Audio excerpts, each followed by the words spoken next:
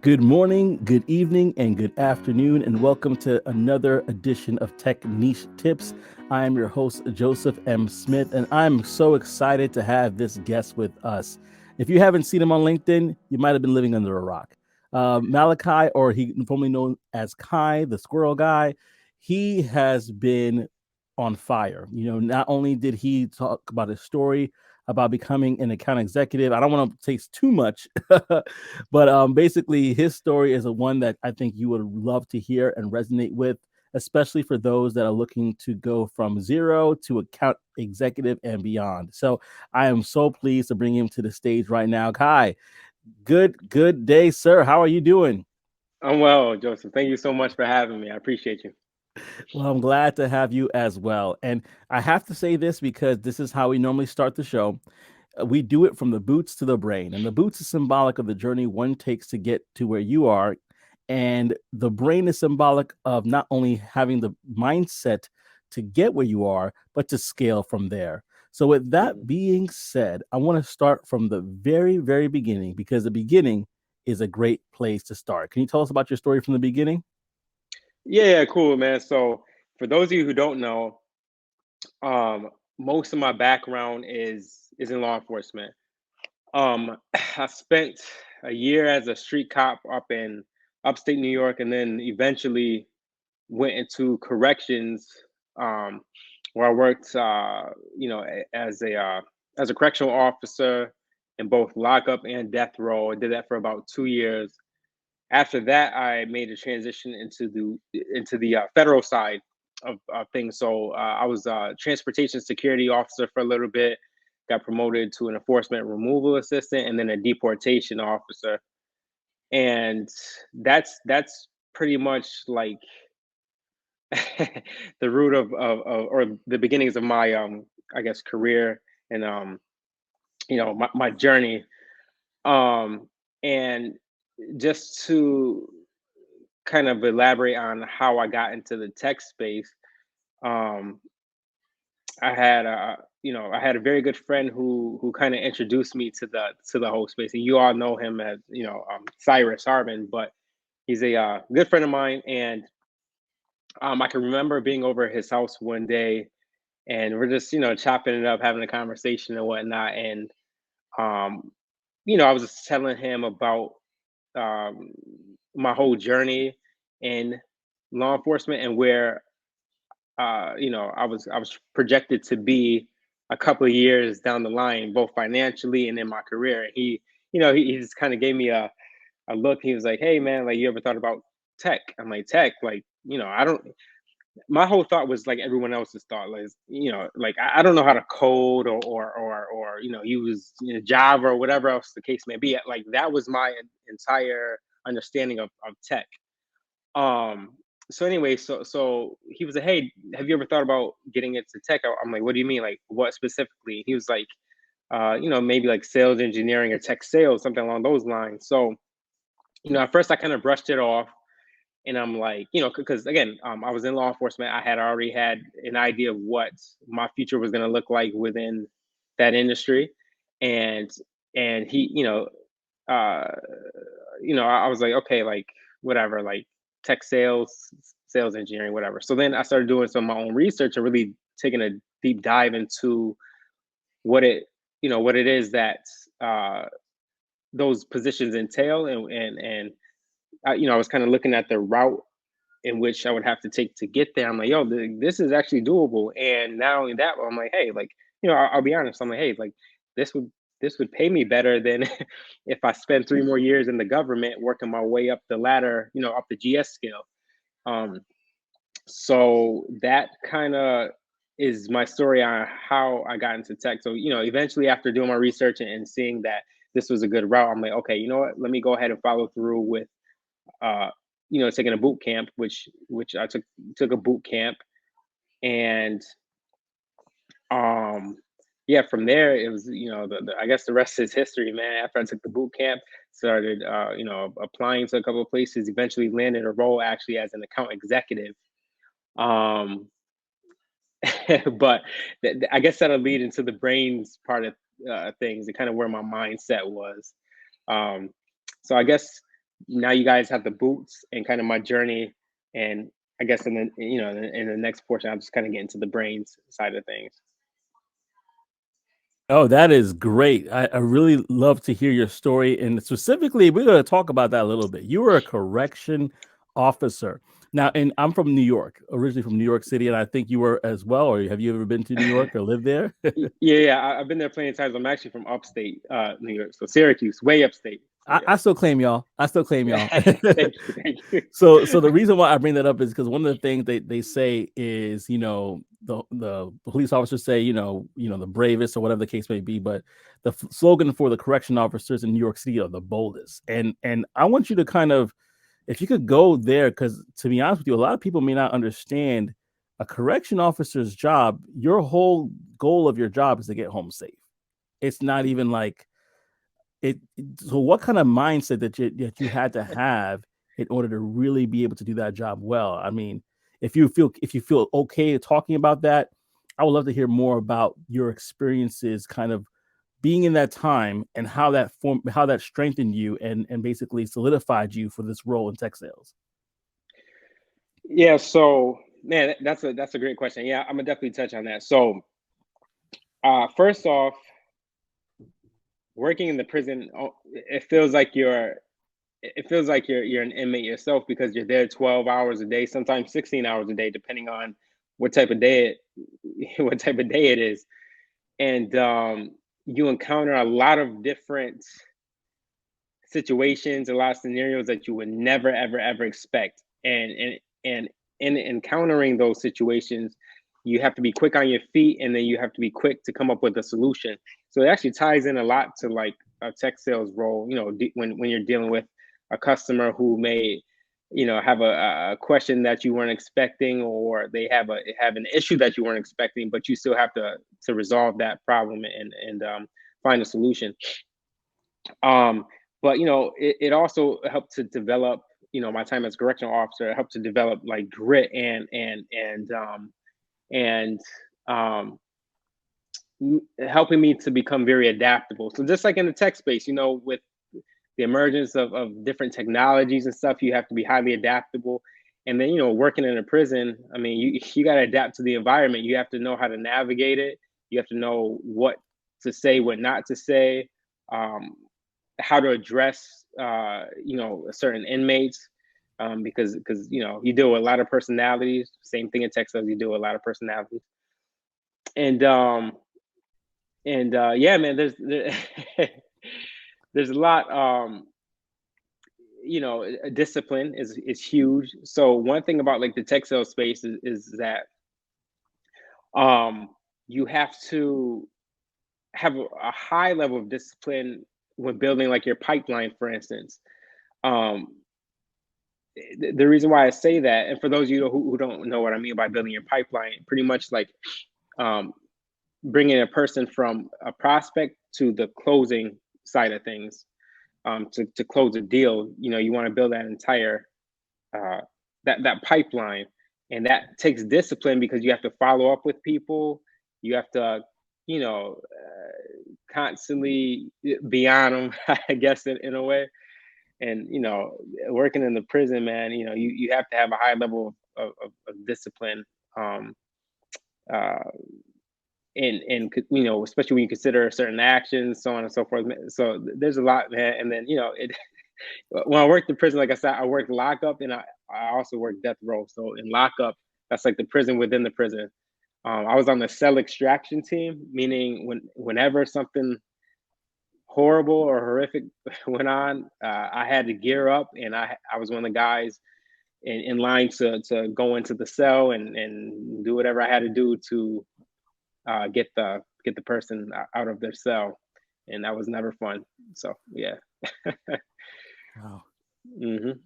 Wow, I'm Yeah. just like I'm taking that all in. I'm visualizing that, Yeah, it's and wild. and it is wild, but it's so true. There's so many, and because the reason why I'm kind of diving in a little bit deep on that because somebody might be working in a similar job and they may Hmm. say, "Man, I don't really have transferable skills. That's an office job. I'm used to using my hands. I'm used to using, my strength to kind of get the job done." And you could see that there are transferable skills here. Your Hmm. mindset is transferable to Yeah. have that thick skin to receive no's again and again and again, especially if you're starting off as an SDR doing cold calling. So don't think that it's too hard. Don't think that's too that's too difficult or out of the realm of possibility for you. You have the tools there. You just have to find a different boat, like Warren Buffett says. If you're in a chronologically leaking boat, Yeah. maybe it takes less effort to patch those leaks and just find another boat, right? Right. And And go ahead. I'm sorry. No, that's one thing I always preach, Joseph. Is just the fact that um, your transferable skills can honestly translate very well into any role. Really, it's just a matter of how well you articulate it and how well you showcase it. But we all have something that translates into another role. Like, period. We do. It's just a matter of Mhm. finding what it is. So, Yeah, that's so well said. So well said. yeah. And you know what? I'm gonna just say one more thing about this. I'm actually gonna ask you another question about this. So a lot of people say, hey, you work for the government. Like what you gave up your pension, you gave up, these benefits that come with it. And because I know people personally that are like, tech is cool, but I'm not giving up these benefits. I have 10 years or Hmm. whatever amount of Right. years working for the government. Can you talk about why you decided to make that leap, even though you were possibly going to receive some benefits from the government? Yeah. I mean, I definitely was gonna receive some benefits from the government, but so again, as a part of my research, I realized, like, for one, tech is the underlying foundation in everything we do. What we're doing right now via this video, technology, our phones, technology, these AirPods, technology. So, and that extends to the government.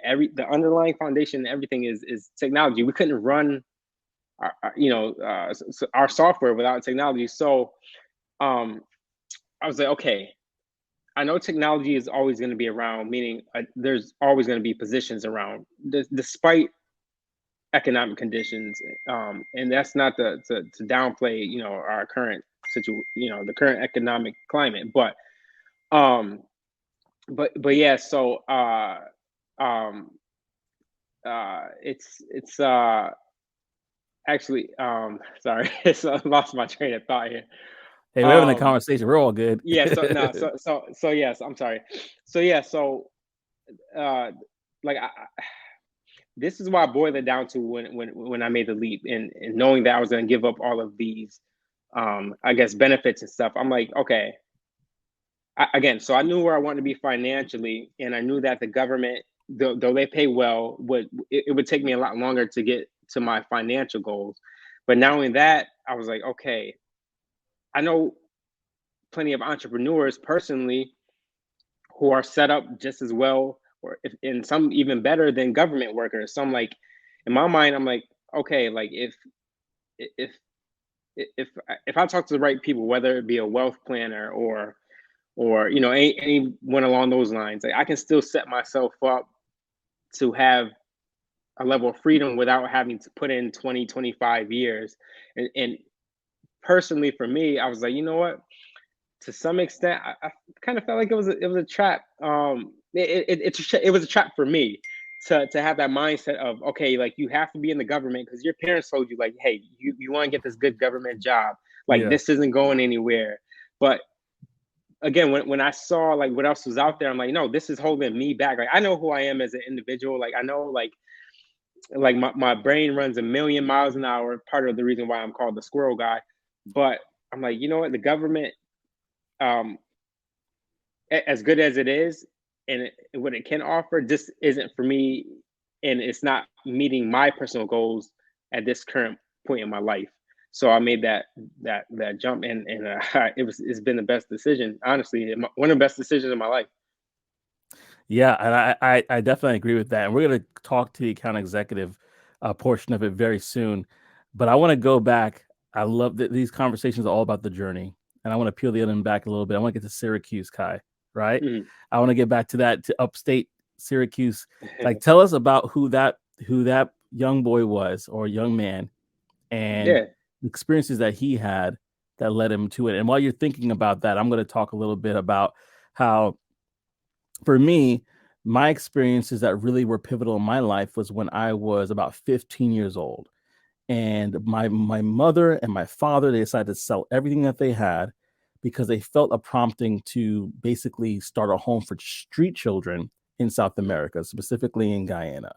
And Mhm. so, what was really a pivotal moment of my life was the fact that I was there, an American citizen, right? Even though I've Guyanese heritage, and I Mhm. was caught between two worlds because I was going to a school with the wealthiest of the wealthiest in the country, and I came home and I lived among those that were marginalized and Mhm. feeling in the middle.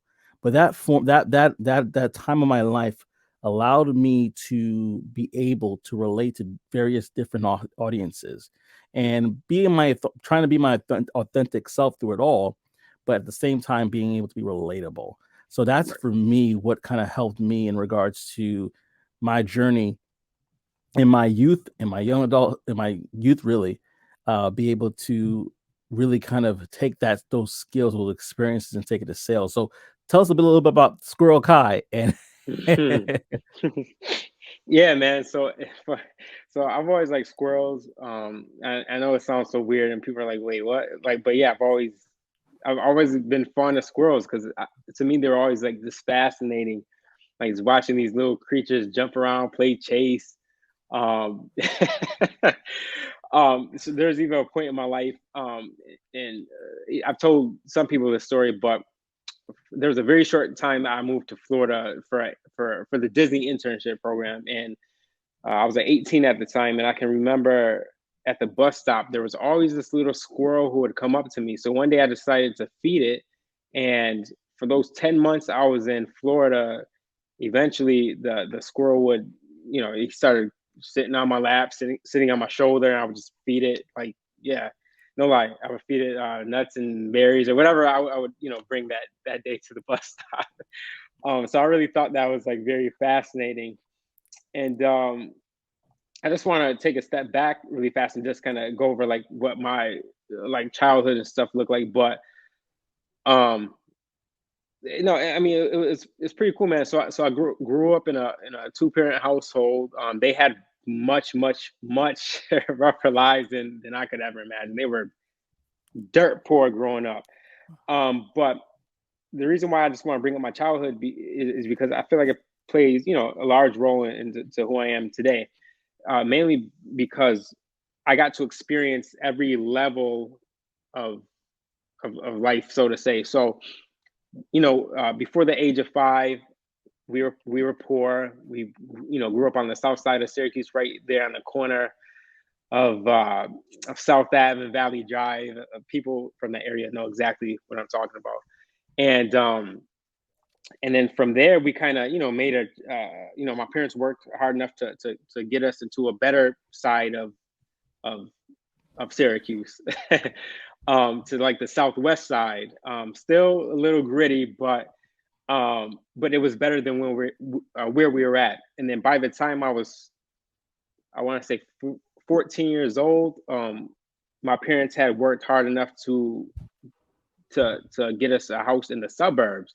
So literally, like I grew up in the hood, but then I still had the experience growing up in the suburbs. So I was, I had that, uh, like I had the best of each side of things. I guess because even at the time when I was living in the suburbs, I still would go down and see all my friends down and on the south side, and go visit my family in the PH, the project there in Syracuse.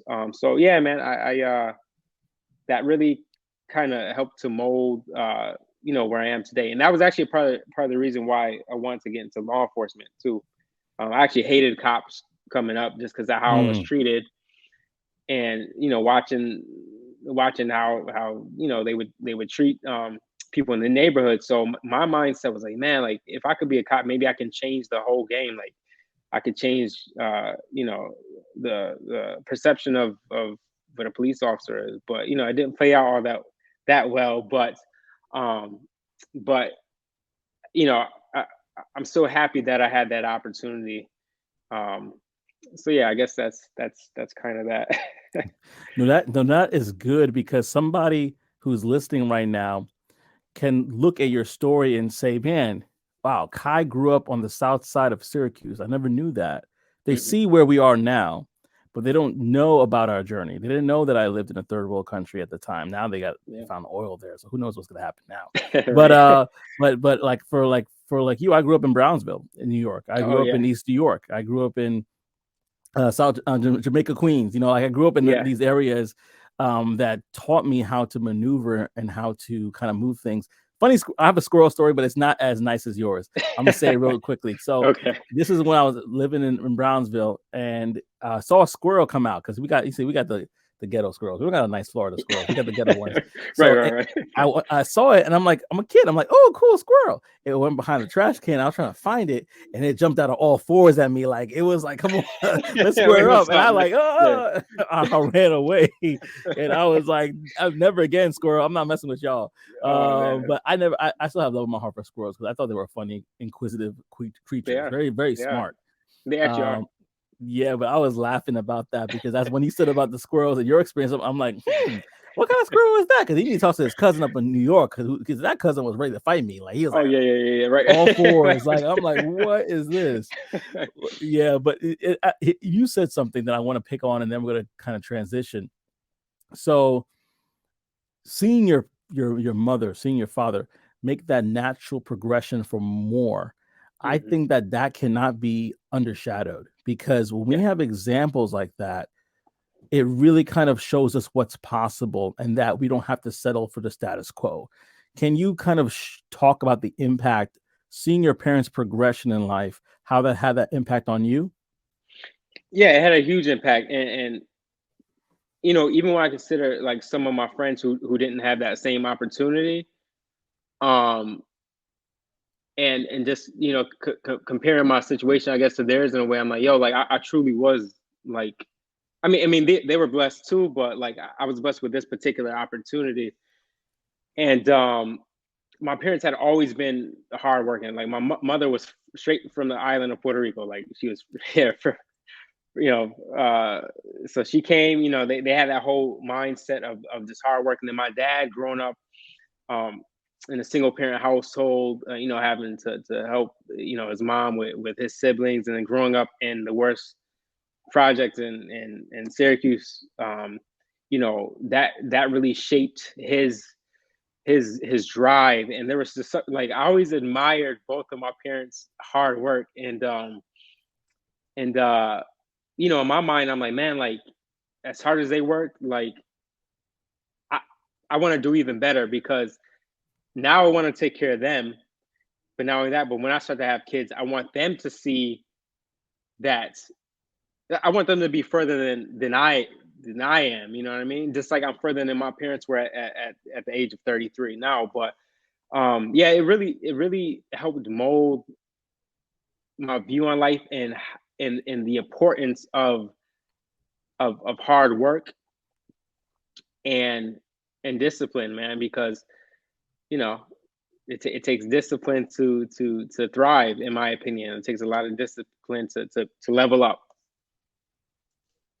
Absolutely. It takes a ton of discipline and it takes the commitment level. They had to be committed to you, they had to be Yeah. committed to their process. And the same thing is true for both of us. And so, those that are looking right now and watching us, you may think that we made it and we probably came from different backgrounds.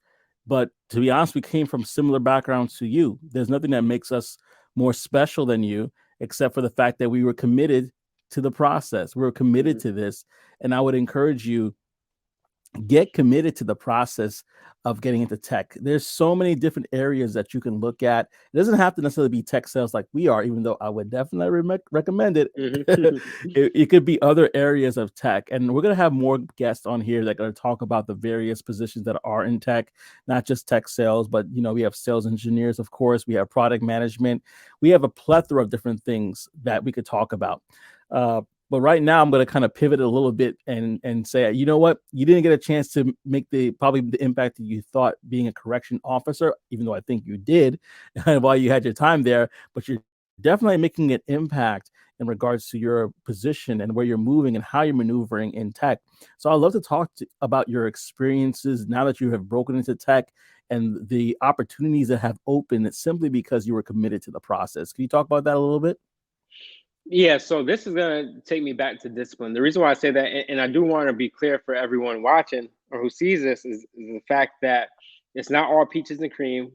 I like you all need to know that because I do think that a lot of us tend to think, oh man, like I'll get into tech and boom, like I just made it, everything's gravy. That's not the case.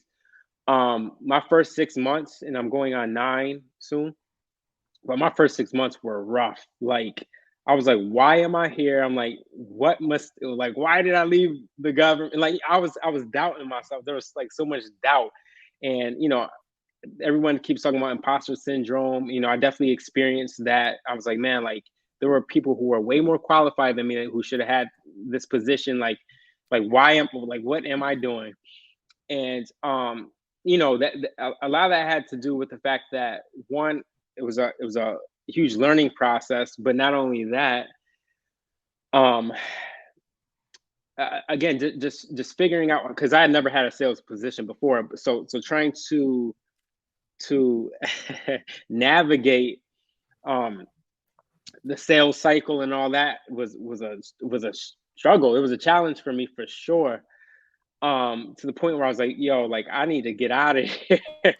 And but there's that other side of me too that was like, you need to push through, and eventually it's going to sink in. And I'm glad I listened to that side as opposed to the other side who was telling me, yo, go back to the government, um like get out of here, try to find something new. Like, no, like I know why I got into this. And though I wasn't expecting it to be as difficult initially, I'm really starting to like, things are really starting to unfold for me and really starting to make sense. I'm really finding my place in this space. So yeah, man, that's that. It's important. No, that is so good. I think that is so good, especially for those that are still trying to find a job in tech sales specifically, and they're like, "Man, I did this course. I'm basically been applying. Don't give up because it does. Once you get there, like Kai said, it does take some time. It does Hmm. take maturation. And I Yep. want to kind of just talk about a process here called mastery stacking. And this is something that Dr. Myron Golden talks about.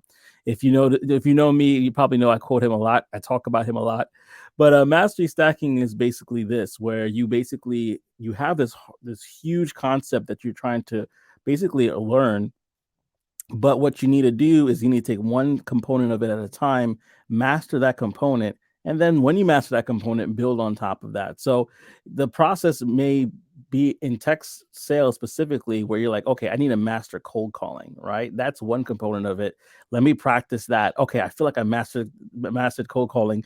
Now let me master the art of writing an email, And so there's all these components that you need to give yourself grace to learn, and it doesn't happen overnight. It happens for after repetition. And so I just want to encourage anybody watching us is that you can do it too. You just have to take the time to master the skills that you are learning and just enjoy the process, because by the end of it you'll be like Malachi's, month 6, 8, or 9, you'll be like, oh, I see the fruits of my labor. Yep. Nothing was in vain. There were things that he was working through and things that were working through him, and things that were maturating in him. So that's the same for me. That's the same for you. So definitely keep that in mind. And he kind of didn't talk about it, but I'll talk about it. So you have a pretty good following here on LinkedIn. You have a Hmm. pretty good following on other social media platforms as well. And was that always the case, or that happened because you're involved in tech? Yeah, I think it definitely came more so with my involvement in tech. Even though, like, I noticed that I was starting to build quite a following on LinkedIn during my journey into tech, actually. Because I was always posting some type of content, to kind of to be seen, because I was trying to get into tech. So I was constantly on there. But yeah, a lot of it has to do with tech. Yeah. Nice. And Hmm. so I'm gonna ask one more question before we get to the brain and wrap things up here. But I wanted to ask you about your ebook, which I'm gonna post down the link below. So if you guys see a link there that says ebook, we want to click on that, right? Click on that and get the ebook. But I want to talk to you. Why did you decide to create this ebook, and who were you thinking of when you created this ebook to basically have it for the general public? Yeah, so the people I had in mind were people who were wanting to get into tech. And the whole idea behind the see, here's the thing. Um, One of the biggest problems that I see within the tech industry right now for newbies or people trying to get in is the competition. There's a ton of competition.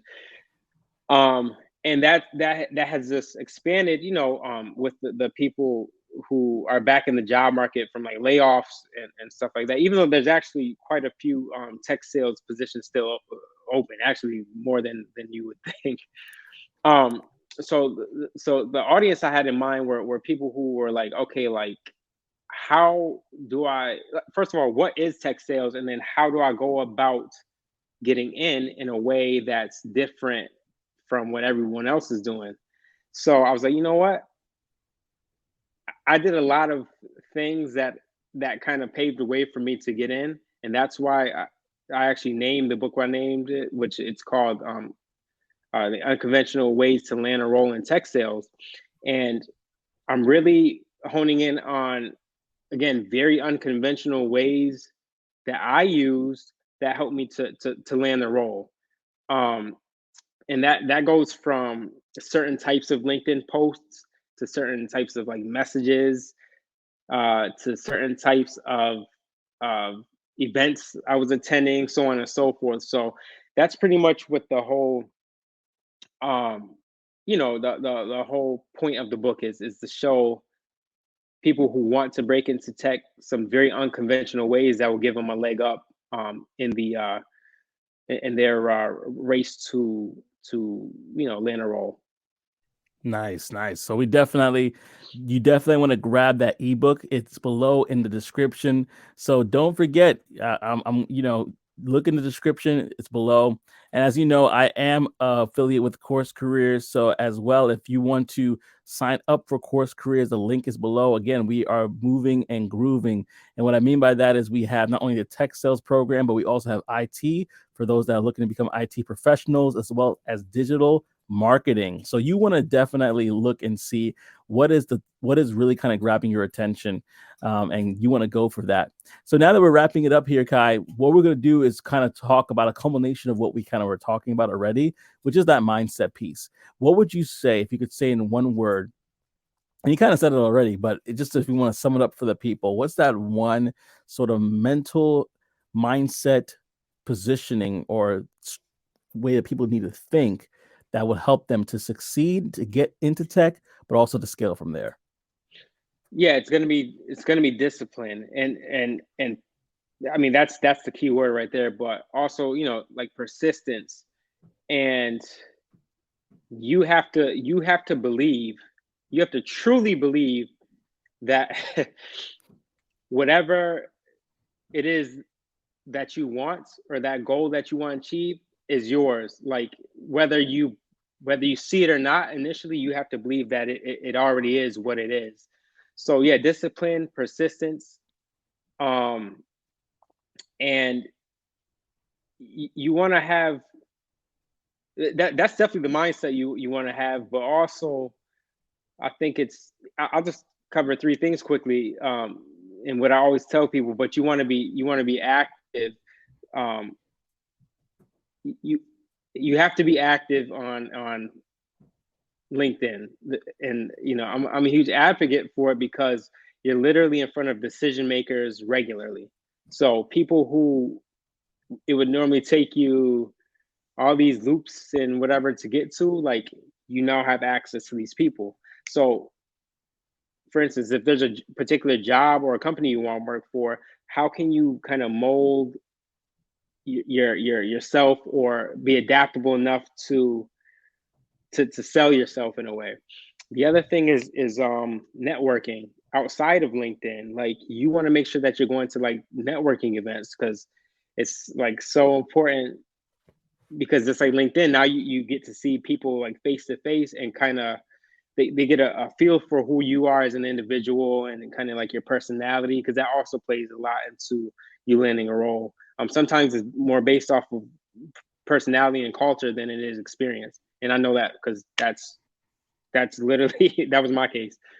And then the third thing, yeah, again, it's just back to persistence, man. You want to be persistent in everything that you want to do. Like, use the no's that you'll receive, because you're gonna receive no's. Use that as fuel until you get your yes, because again, like people say, it's a numbers game, and it only takes one yes for that goal to be satisfied. So, yeah, man, that's all I got. No, that's great. That's great. Determination. I mean, I ain't gonna. He kind of give you a little bit of nuggets from his book, so I'm not gonna even. Yeah, Y'all gotta get the book to get the rest of it. But yeah, in regards to all those other tips he gave you with LinkedIn and networking, that is a serious gem right there that I think a lot of people kind of laugh about, or not even laugh about. That's the wrong terminology. But they're not as persistent in regards to that networking piece as they should yeah. be. That's a big gem, people. That's a big gem. So with that being said, thank you so much, Kai, for taking your time to be on Tech Niche Tips. We definitely appreciate you. We want to give you your flowers right now and say thank you for all that you've done for the community on LinkedIn and even on other social media platforms. We want to thank you. So with that being said, ladies and gentlemen, look in the description below, get his ebook. I'll probably put his LinkedIn profile in there as well if he lets me do that. Yeah. But besides that, like always, I hope to see you on the other side. Take care, family. Take it easy.